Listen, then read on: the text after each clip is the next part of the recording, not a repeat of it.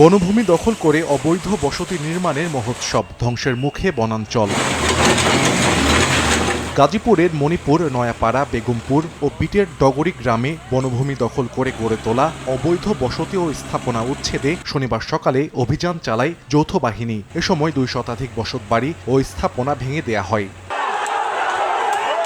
যৌথ বাহিনী জানায় 5 আগস্টের পরপরই গাজীপুরের বিভিন্ন অঞ্চলে সংরক্ষিত বনভূমি জবরদখল করে অবৈধ বসতবাড়ি ও স্থাপনা নির্মাণ করা হয়। এতে সংরক্ষিত বনাঞ্চলের বিশাল অংশ বেদখল হয়ে যায়। বনভূমি রক্ষায় মন্ত্রণালয়ের নির্দেশনায় অবৈধ বসতবাড়ি চিহ্নিত করে উচ্ছেদের সিদ্ধান্ত নেওয়া হয়। এ সময় অভিযানের প্রতিবাদে বিক্ষোভ করেন স্থানীয়রা।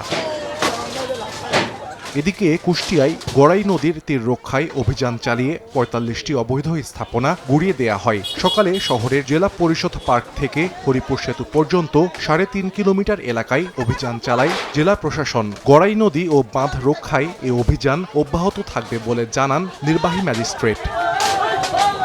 সাহাল আব্দুল্লাহ আলভি, সময় সংবাদ।